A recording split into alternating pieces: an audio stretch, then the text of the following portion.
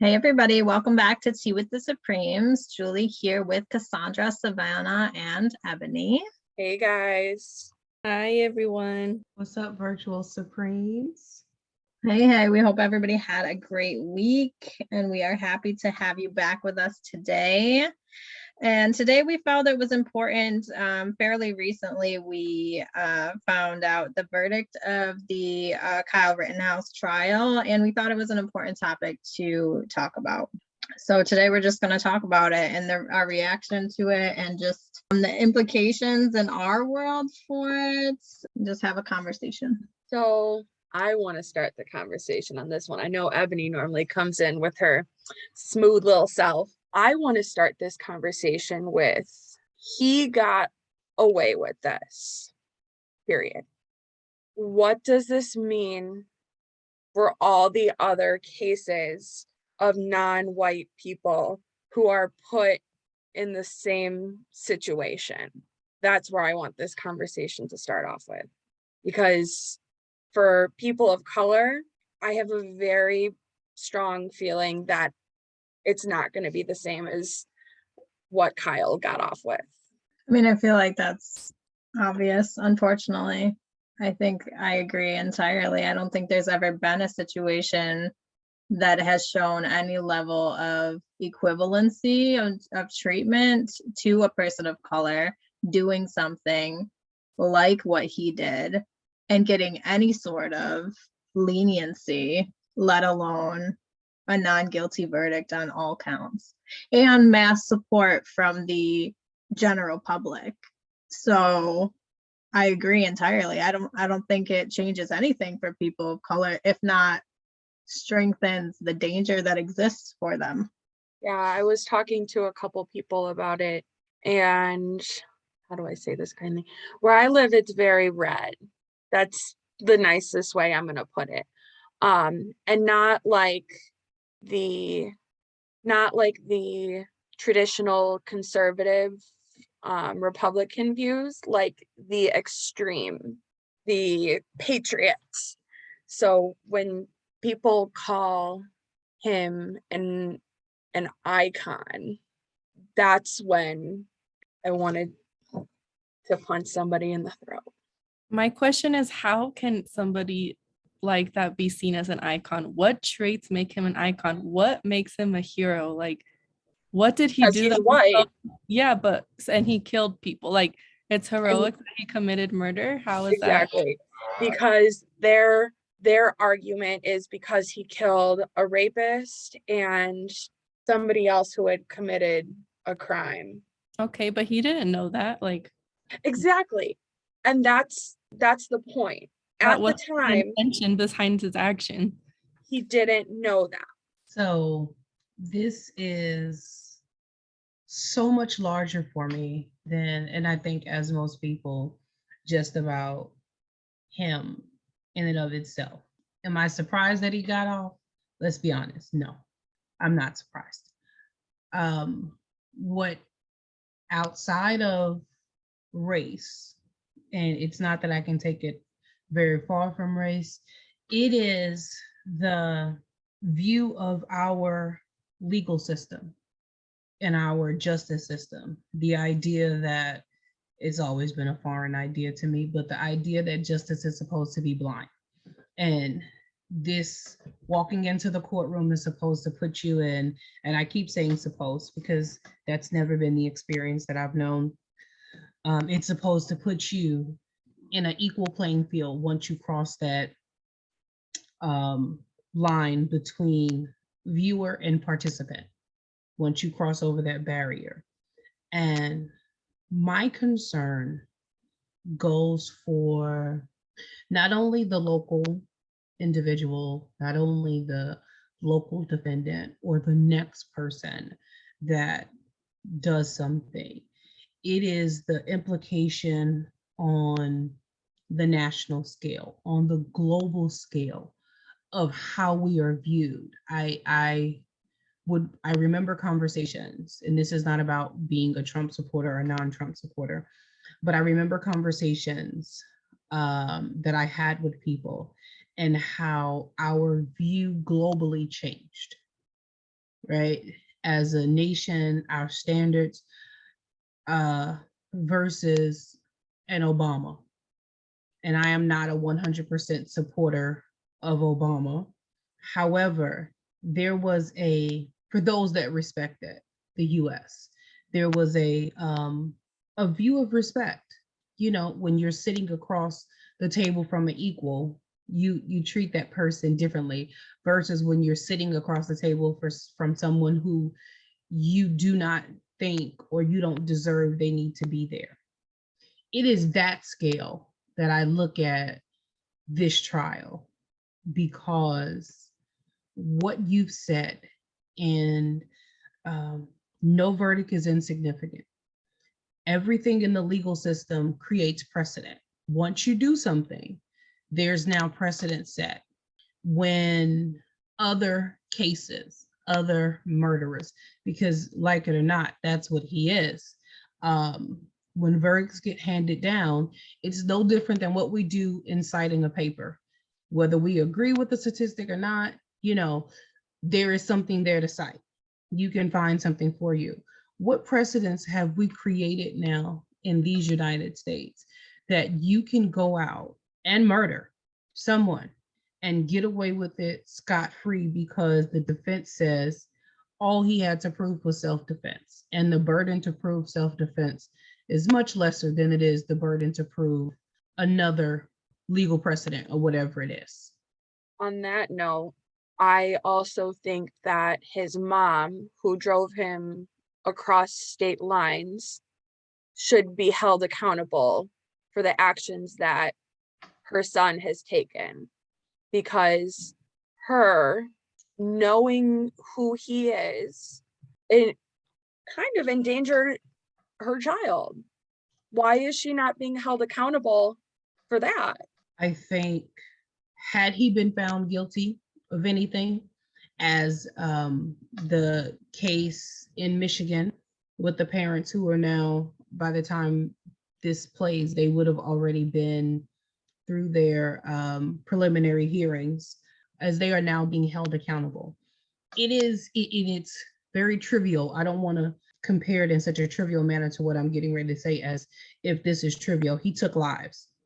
However, as a parent, as a former educator, if your child continually skipped school, if your child continually did something, then truancy officers would come to your, depending on your state regulations, they would come to your home, and then they find you and hold you accountable, and you have to go appear in court and all those things that have to happen because you are held accountable. You are your child's, you are legally responsible for what your child does until your child is an adult. What 17-year-old needs these? See, I think it speaks to so much. It speaks to what you're saying, but I think it speaks to so many other things. What child needs this type of weapon at 17? What parent decides that their 17-year-old should be out on their own, I don't know, defending the cause for freedom, I guess, and as Cash just did, air quotes, because I don't want it to sound contradictory because of the 17-year-olds that were out protesting, because I'm sure there were 17-year-olds out protesting. If you were out protesting with your parents' permission or without their permission, that's your choice. That's not what he did. He didn't go out to protest and exercise his right to raise his voice and support what he said. He went out with the intention. You went out with the intention. Like, there are other videos that has surfaced. Well, they didn't just surface. They were always there. They were not allowed as in evidence, but there are several videos with him aggressively acting with this weapon, because this is a weapon of mass destruction for me. And I'm in an area where hunting and all these things, you would be amazed at the amount of arsenal that's in most people's houses around me. I get that. So were you taking this weapon out to hunt people? What were you? It is the intention of it for me that disturbs me so much. And then I started this by saying I assumed he was going to be found innocent. Then race comes in, because I assumed because of that he was going to be found innocent. So what it says to me is you can create a narrative after you have executed a heinous act, and then you create the narrative that you would like to fit your situation. That's because, as Savannah said, you didn't know he was a rapist. You didn't know who, you had no idea who they were. And I'm not condoning any of their actions. Once you do your crime, you do your time, you have the right to come back. I don't care what you do.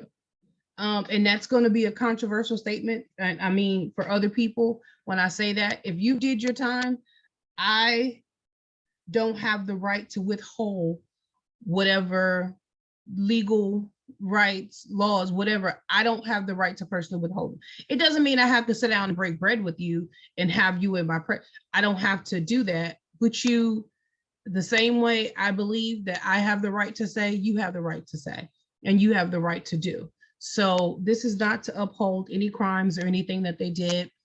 Doesn't matter. They could have broke every law in the book. Who am I now to carry out vigilante justice and say I get to take your life? And then I get away with it scot-free. Who is that? That's where we're at in the United States now? That's what we're doing? Okay. Ebony, you briefly touched on like the accountability aspect, and I feel like in this case, the accountability is lacking in so many different areas. Like, first of all, the person who supplied him with the weapon, like, what the hell's happening to him? And his mother for bringing him to this. And in footage, it says that, or Rittenhouse states that he's doing a job, that he's protecting this building. Okay, so who's being held accountable for giving this person, this 17-year-old, a job where he's armed? Like, where's the accountability for any of these people? At the core of it, so I'll just preface this by saying when I looked into this, I try to find resources everywhere. So I look at US resources and Al Jazeera, BBC, like external resources to make sure that I'm clear on what the actual facts of the situation are. So there is a strong case to the self-defense piece, which is controversial in itself. But I could see how they couldn't prove that or disprove that, I guess. There's a lot of gray area there, unfortunately. But to the part of the larger issue, I think it speaks to gun control and how open carry, even if you were to give him the benefit of the doubt and say he was there for something positive, which I don't believe that to be true, but even if you were to say that, when you put yourself in a situation that could potentially be hostile with a large gun externally facing, so people know you have it, like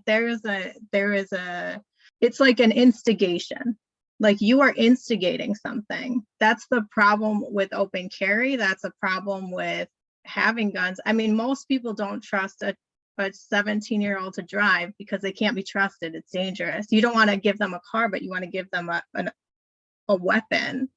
So I think that in itself initiated all of the situations that followed. So even if it legitimately was self-defense, which again is a very gray area, if he hadn't have been there with a weapon in the first place, it wouldn't have gotten to where it got. And there's no repercussions for that. So what we're reinforcing is that you can take a gun anywhere. You can, you know how they used to say, don't bring a gun to a knife fight? That's kind of what it's become. You can bring an assault weapon anywhere and turn it into something that it never would have escalated there. And there's no repercussions whatsoever. It's totally fine. So all that's doing is on a mass scale saying it's okay to, as you said, the vigilantism, it's okay to bring a danger element. It's okay to escalate the situation. And then because he brought the weapon, but he didn't aim it first, or he can say that he was trying to defend himself because he didn't start it, even though he brought the weapon there, that he's not guilty of anything. He's an innocent bystander. So what does that do for every other situation where someone brings an element to instigate a situation, but maybe they don't start it maybe they started with words or something. You know what I mean? It's so dangerous. It's setting such a dangerous precedent. And now the precedent has been set and it has been judicially said, this is fine. So what does that mean? So I think which was another point, thank you for bringing it up, Jules. His age is a problem for me. The act in itself is a problem for me, but if we're going to talk about it, there are multiple aspects in this one act that pose a problem for me. So at 17, statistics say that your brain is not fully formed in that area of decision making. What is that, in the frontal cortex? I might be wrong on that, but I think it is in the frontal cortex. Whatever that cerebral something is not formed. I will make sure we put the proper terminology in the description. Is not formed until you're 25 or 26, fully formed. And what covers impulse control, what covers decision making, that neuron that says, hey, pause, stop, think. And if you didn't believe it scientifically, you can now think back on your life at whatever age you are now versus 5 years ago versus 10 years ago, and how you reacted and responded. Prefrontal cortex, thank you, Cass. I knew it was there somewhere in my head. The way you responded then is not the way you respond now.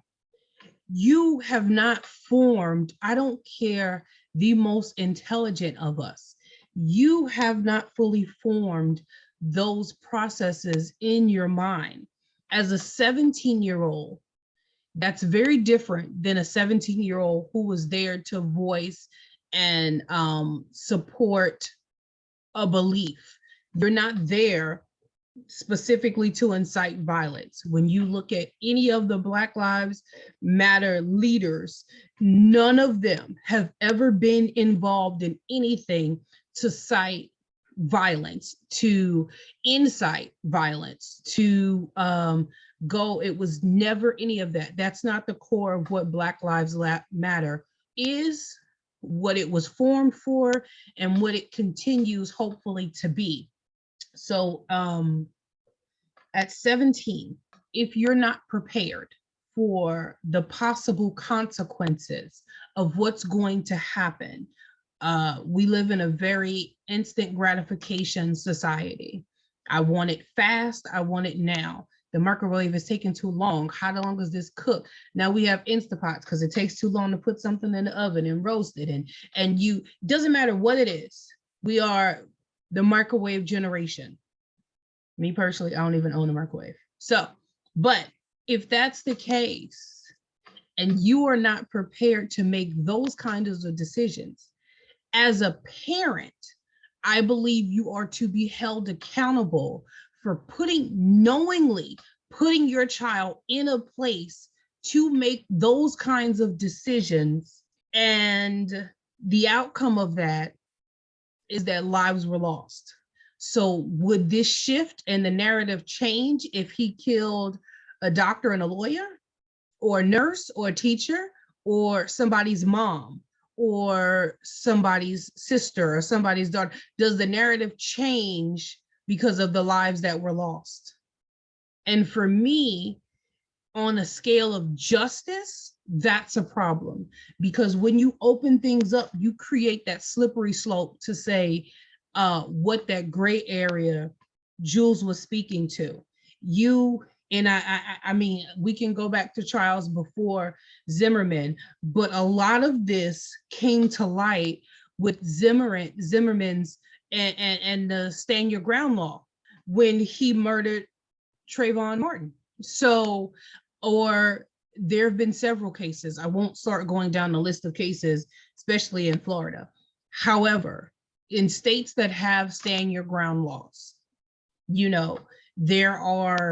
don't talk about the flip sides of those stand your ground laws and what happens. So I think in that area of accountability that Savannah spoke to, that there are a whole lot of people that should have been held accountable. And we have laws for that.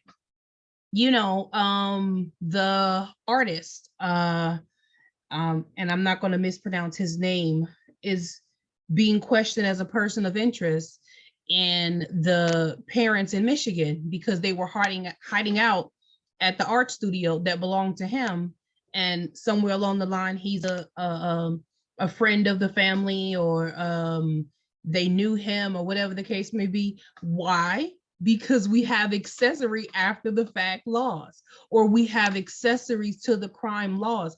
All of these people that were a part of this should have been held accountable, and none of this takes away from Rittenhouse being found innocent. And after everything that's been said and done, the foundation of it is this is a system that was built and created on white justice. There's no way for me to look around it. We say 2021, race is not an issue and is not a problem.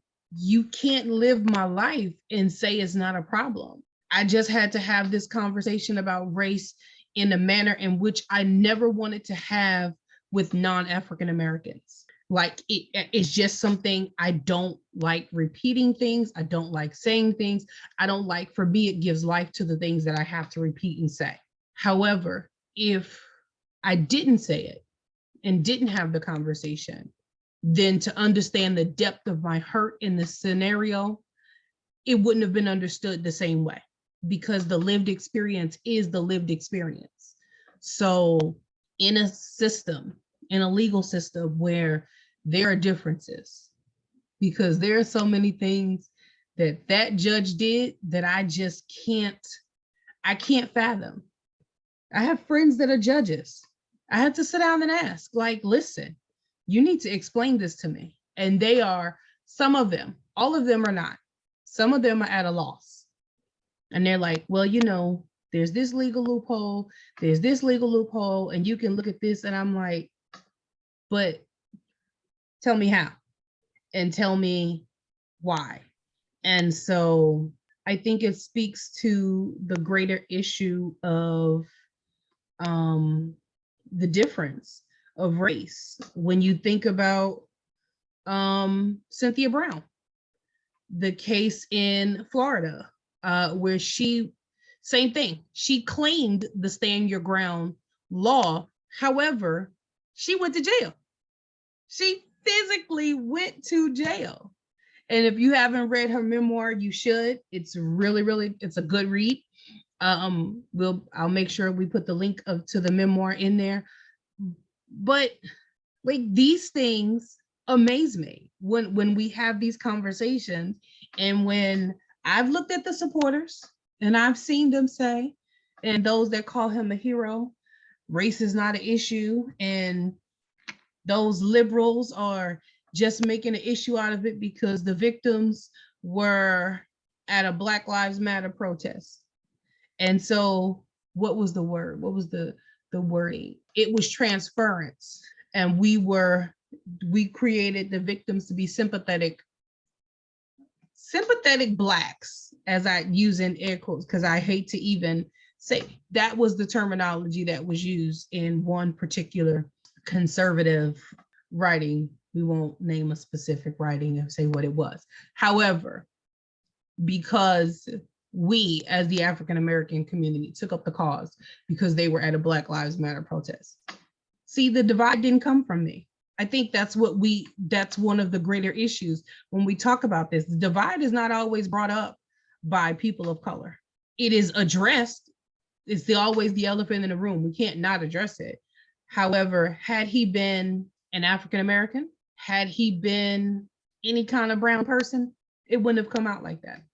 So before we move forward, we keep talking about the legalities, and I just wanted to say what the laws are. So in Wisconsin, it is legal to carry any firearm openly. Kyle Rittenhouse was underage and therefore not allowed to carry a weapon of any kind. I'm not sure if Wisconsin is one of the states where they recognize concealed carry license, but according to statutes which say anyone under 18 goes armed with any deadly weapon is guilty of a Class A misdemeanor. In Illinois, he was from Antioch, Illinois. So Illinois law requires anyone who owns any kind of firearm in that state to have a FOID card. And that type of permit is only for 21 plus and eligible with a background check. They found a legal loophole. So the loophole was this statute 941.28, which applies to a person under the age of 18 who possesses or is armed with a rifle or a shotgun. The person's in violation of that if it's a short-barreled shotgun or rifle. And because his wasn't short-barreled, that's why they dismissed it, because it was part of that loophole. And it again speaks to how I think in general, like stripping race away, which as Ebony said, it's really difficult to strip race away when there is clearly an element of race. But I think it just largely speaks to, we have a flawed system. You know, this is supposed to be a justice system, but it's clearly racially biased. It was founded and, you know, by white, it's what preferential to white people. It's preferential to those that have money. Kyle Rittenhouse got a lot of money put into his defense. So that plays a lot into it. As Ebony spoke to, it's preferential to men and not women. They talk about that.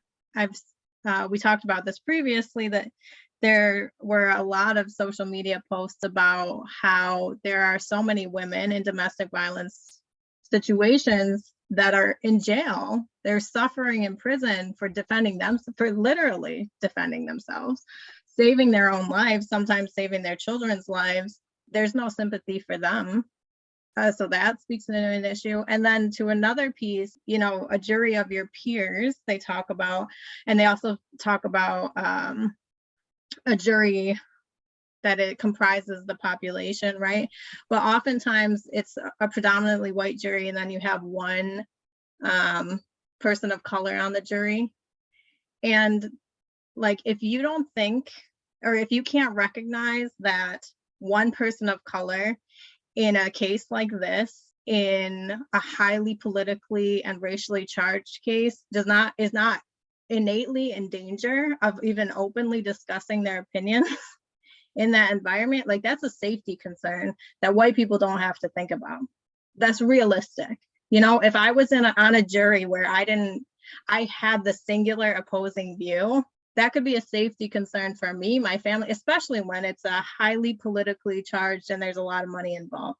So there's so many problems with it being a legitimately just system. I think it just speaks to the greater issue that there are so many flaws to make it an equitable system that actually works for everybody. And I think it's naive and ignorant to say that we have a system that's just for everyone, because that's absolutely not the case. So let me self-correct because I got excited. I apologize. It's Free Centoya. That's the name of the book, and her name is Centoya Brown. I think I said Cynthia because I was a little excited. I am not shocked, if I'm honest. It is always unfortunately expected in the back of my head. When we were filming or recording last season and our last episode, we had a conversation after that, and it was something that was said in the group. And Jules said, you know, is it something that you just make the assumption that we were talking about issues of race and something else and other things mixed in? Our conversations can span the gamut. And she said, you know, is it just like an expectation? You know, is that based on a trigger or, you know, something that's experienced and happened? And in reflecting back on that conversation, it could be because of those things. And I was like, I don't expect people to do, but in the back of my mind, I do.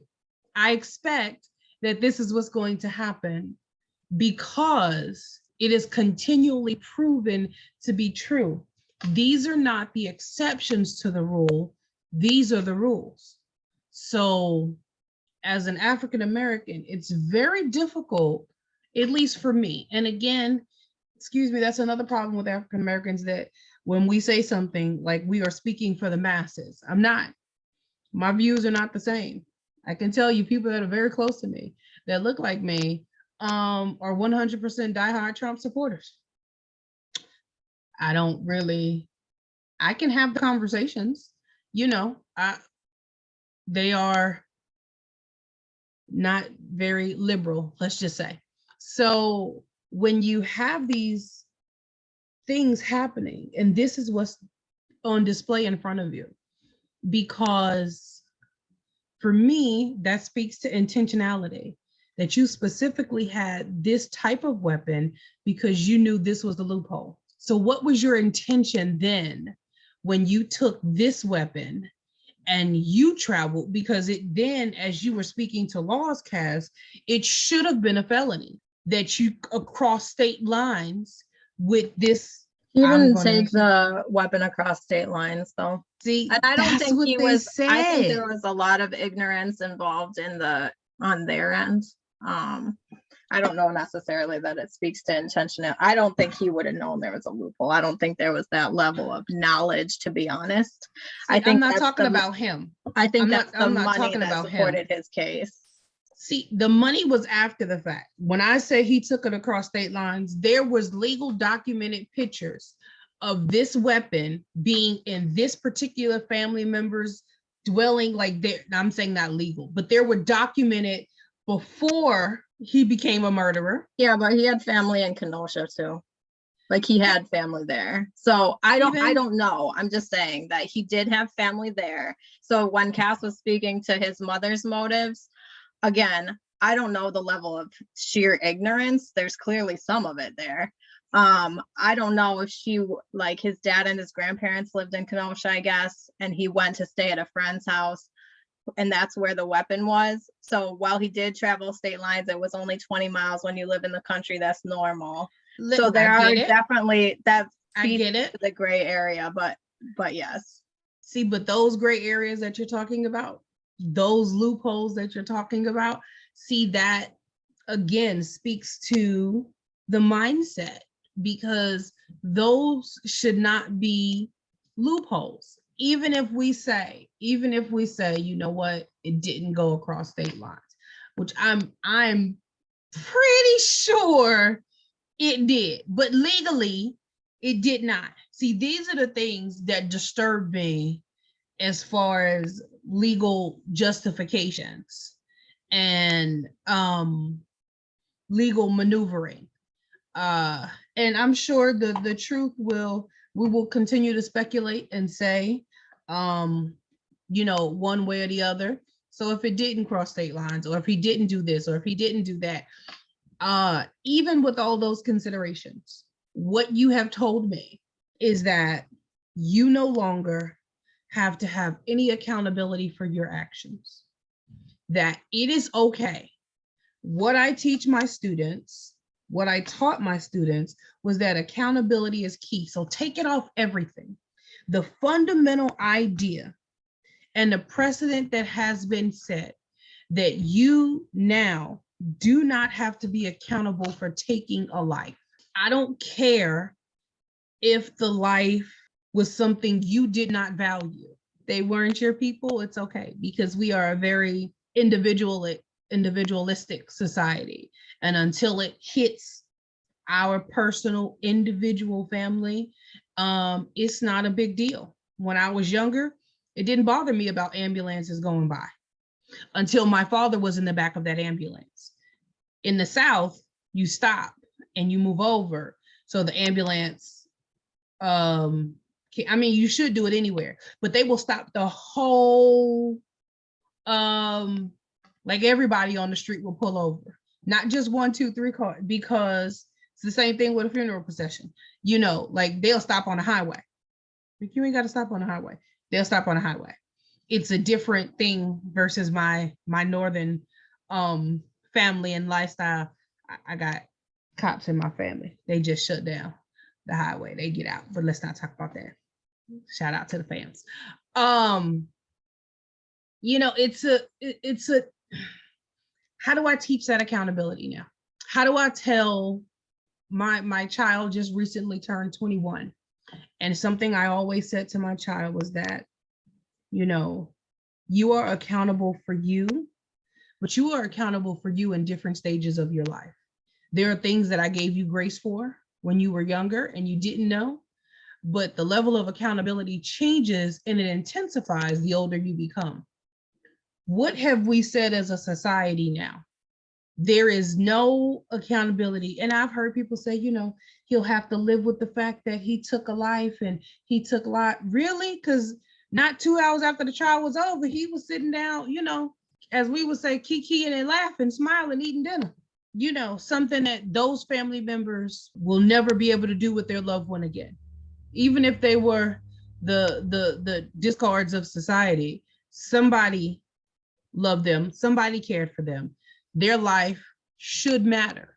Yeah, I just think it speaks to the overall mentality of there's just so many mindsets that I think are so detrimental, you know, as we'll talk, you know, in a future episode about school shootings and things like that. The mentality is often who can stop bad guys with guns, good guys with guns. And that's so subjective. Who decides? And how do you decide who's the good guy and who's the bad guy? And then look at him. So he murdered people, whether or not it was legitimately self-defense or he perceived it as self-defense or whatever you want to say. He has now killed people with a weapon. He's not getting the right to have weapons taken away.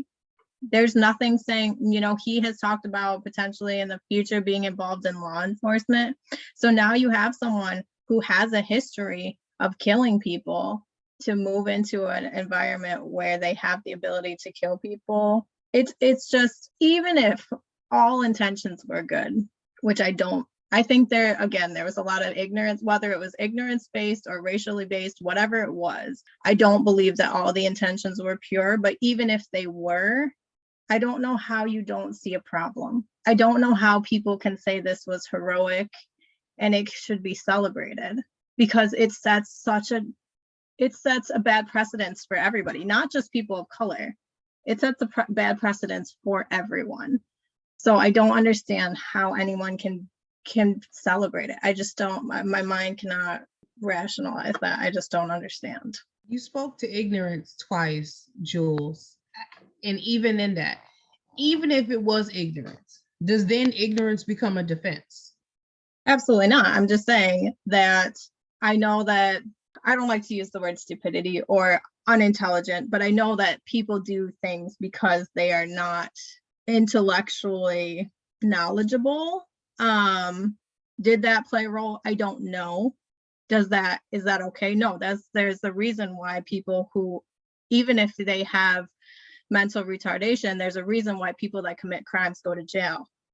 So it doesn't exonerate you. Absolutely not.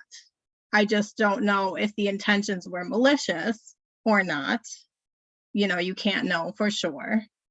So even if we gave him all the benefits of the doubt, it still doesn't make sense. Like, I don't know how you make it make sense that it's okay and that we should celebrate him as a hero. I just can't. I try to strip it down to the barest to try to just say black and white, like, how can I make sense of this? Because I really do try to understand. I have a lot of people that are on the opposite side of the thought process than I am. So I really do try to strip it down as much as I can to really understand that side. And I can't. I don't understand. I can't make the connection. So as we're coming to the end of this conversation, how do you have this conversation or conversations like this in your respective circles? Because as we've had conversations off the air, everybody in our circles, extended circles, does not always agree with where we find ourselves in these moments in time. So how do you then, as Jules just said, she's trying to rationalize in her mind. For me, rationalization is the enemy to progress. Like, it is because we rationalize and make excuse, and that's not what I'm saying that you're doing, Jules, but the moment, for me, people begin to rationalize, then you begin to try to find a why or an acceptable something. I rationalize what I did, and you did the same thing. And I took you through the ringer for it, but I make excuse for me when I did it. So for me, rationalization is the enemy of progress and progression. So how do you then have these conversations, this conversation, and think of other people that you have to advocate for? So Is there let a me way just to do speak to the that? rationalization piece real quick. So the way that I look at it is I need to try to, because if you're going to understand and be able to productively have a conversation with someone, you have to understand where it is that they're coming from. So I need to rationalize every thought process that they have so that I can understand this is where they're at and this is why they're there. I might not agree with it, but I can at least understand how they got from A to Z, and I can show them why A to Z doesn't make sense, but at least I can understand, they're at C because of this life experience, or they're at E because of this hearsay thing. You know what I mean? So rationalizing, it helps me understand this is why they're there so that I can work with them to be here. Because if you don't truly understand where they're coming from, all you're doing is arguing, because they won't, if a person doesn't feel that you truly empathize or understand their perspective, you can have conversations, but it might not get anywhere. So I truly do try to see what is it that led them to be this way or think this way, and how can I insert myself in their thought process and maybe give them a perspective without confrontation, or maybe without like shutting a door, right? So that's what I mean by rationalize. I have to try to understand how they got there in order to help them get somewhere else. So I've gotten in a lot of fights with people about this. I don't want to say fights, heated conversations. That's a better way to put it. My strategy is, it's like that talking stick where you pass, like if you have the stick or the teddy bear, you talk, I have it, then you listen to me. For me to, I don't want to say understand, for me to comprehend another person's mindset and thought process, I need to hear what they're saying. I'm not gonna like what they're saying about this at all. And I definitely, in these conversations, my biases lean more towards the liberal mindset. However, in this situation, why is having, like in terms of Black Lives Matter, right? Why is having empathy for a minority seen as liberal? So in these conversations, I say, I hear you, and I'm trying to comprehend your thought process. However, you also need to hear me, and you need to understand my thought process. And I'm not always going to agree with everybody, but that's where we can draw a line to where we can agree to disagree respectfully. I'm never going to agree with the other side in this case, but I can respect it disrespectfully. I have a hard time with this. I never engage in these kinds of conversations unless I have been able or had a chance to develop my own opinion and have done my own research. I'm not going to argue for or against something that I am not knowledgeable of. So when I did speak to people that I was going to be in a podcast that addressed the situation, they asked me, well, how do you feel? What do you think? I'm like, at this point, I don't know. I need to do more research. I don't know. I have very little knowledge about the case. All I know is that he was found not guilty. The things that I have seen, I'm not in agreement with. So I just need to do more research. And then they would go off telling me what they think. And why they think that. And I don't think that's fair, because how I said, like, I have not had my chance to develop. And so it's just like making me, I feel like, be kind of biased. And the person I did have this conversation did argue for the self-defense aspect. And now that I do have more awareness into the situation, like, I want to go back and argue. Like, I want to say, like, no, you're wrong. Like, I don't know. So I also, like, I'm not a passive person. Like, when I'm not in agreement with something, I have to get my point across. I can't stay quiet. Like, so I know when I see this person again, like, I am going to address it. And I seriously disagree with so many things in this case. And it's even with family members, like, getting them to see my side, it's near impossible. And then I hate saying agree to disagree, because I feel like it's so passive, and it's like kind of just letting it go and nothing is solved. Like, if somebody needs more knowledge into the situation, you're kind of agreeing not to give it to them. And I feel like that's so needed. Whether it's just hard, like, what if they don't want to hear you? And I definitely don't want to hear you, but we do need more understanding into why each of us feels this type of way. I appreciate your emphasis on like the research, because that's how I handle these situations. I have strong differences with the vast majority of my family as far as a lot of political views and social views. But that's how I handle it, is I research. Like, you cannot argue facts. And that's why when I said in the podcast earlier, my facts are not, I make sure, like, I've family members that are devout, like Fox News people, and I make sure that I do Fox News, I do CNN, I do NPR, I do Al Jazeera, I do BBC. I try to do all of it so that I can take out the bias and I can find the core. Like, where does all this content overlap? Like my little Venn diagram, where are the facts, the core of this? Because then you can't argue with me on facts. So I like to arm myself with the facts, so then when someone spouts something that they saw on Facebook, and I can say, that's not accurate. This is, let's have a conversation. Because if we're going to talk about it, we're going to talk about what really happened, not what Ted from this random website said. We're going to go based on real facts, and let's have a conversation about the reality of what this is. So that's what I try to do. As Cass said, and Savannah, actually, it's often not well received. And is there ever a middle ground? I have seen sometimes where there's a glimpse of like understanding and like a reception of what I'm saying, which is really nice.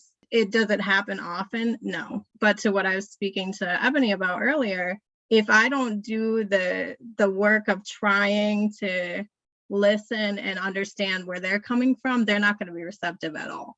And that's almost detrimental to my heart often, to hear the kind of malice, I guess, that sometimes comes out. But like, it's a necessity. It's like a negative necessity to facilitate the conversation. So that's what I try to do. Is the outcome positive? I mean, there's a ton of work to do.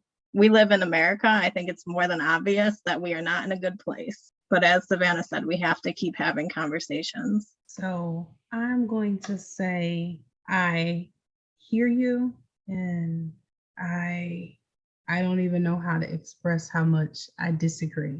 And I think for me, I mean, I can't speak to your environments and the conversations you have and the difficulty it is to have when you have been on a path of growth and enlightenment, because we don't all start out at growth and enlightenment. So when you are walking that path, it's very difficult when you leave those you care about behind on that path, because everybody does not grow with you, and they do not grow at the rate that you grow. So I get it. And our lived experiences make things different. So I'm not going to speak to the difficulty of what that is. We all experience that. What I will say, based on what each of you said, I hear it as, here I go having to understand again, and my life, my thoughts have to become another teachable moment. I get it, right? Like, I understand it. However, why is it then my responsibility to understand your ignorance and your point of view? Why do I need to be open? I can have the conversation, right? But no. However, I don't think, for me, like that is exhausting, because that is the general consensus of what has to happen as an African American. And somebody just said that you have to be the bigger person. Look, I don't disagree with that. I'm going to tell you, as the person who, at least for the sake of this conversation, who has to live the majority of their life being that bigger person and giving other people grace to understand and become enlightened. I don't curse, and that issue is exhausting. Let me just be real clear and say that to you. And I don't always want to be that's not always in my capacity to do. And at some point, I shouldn't still have to be the bigger person, and you need to figure it out.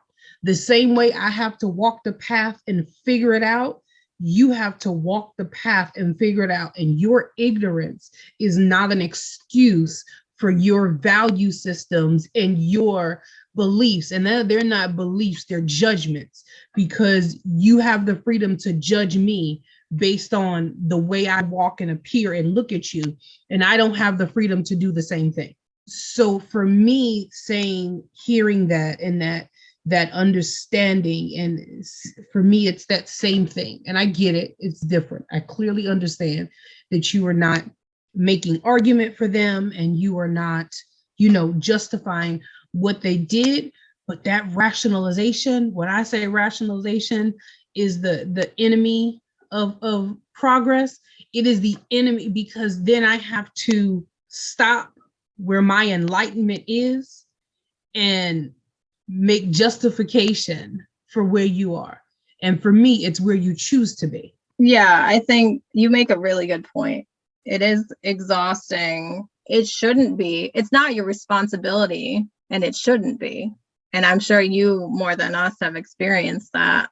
But the reality is that ignorance does not facilitate change, right? The core of it is they don't see anything wrong with their thought process. So there is never going to be a change unless someone really works at them to help them recognize that a change is needed. So it takes that external emphasis, which sucks, especially when the core of the belief system is so severely flawed. But if they don't recognize it, then they're never going to change. All they're going to do is strengthen their belief system in whatever negative space that is. So, but it does suck. And it shouldn't be other people's responsibility. It should be their responsibility to recognize that what they're thinking and doing is wrong, and they need to address it. But the reality is they won't. I don't think there's ever a situation where someone would do it on their own, just blatantly recognize, like all of a sudden, I got to shift my entire belief system. It has to be externally brought to their attention, but then they have to internally recognize it. I agree. It's a process, and it goes beyond race. Let's be clear. We all identify as cisgender women. We have experienced it in our professional lives. We've experienced it in our educational lives. Like, this is not an assumption. This is sitting in a classroom or a virtual classroom in this respect, and we all have discussed a particular male student who says, he has the answer for everything, and men walk the face of the earth, and he knows everything, and they're right. So it's not a I hate men speech. It is, I shouldn't have to teach you to be enlightened. Like, your lived experiences, as my lived experiences, as your lived experiences we live in a global society. It's disrespectful for Americans to go into other places and expect someone to speak English. It's ignorant. That's just what it is. And then when we do the famous yell and raise our voice, like, oh, that's going to make them know English better because we yelled and said it slower. Dumbest thing ever, So is that then that you should be, because, oh, I've never been to another country, so I didn't know.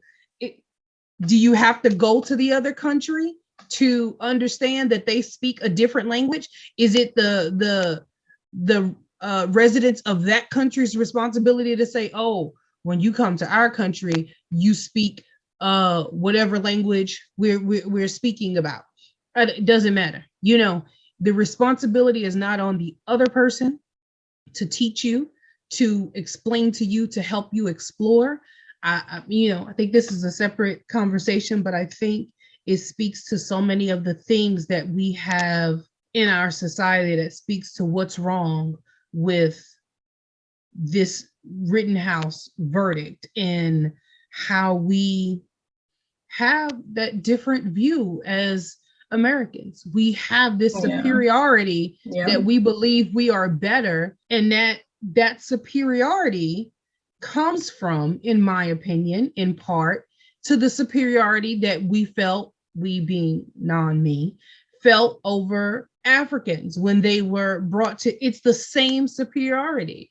We felt it over Native Americans. And I'm using we in the sense of not me, let's be clear. But it's the same thing.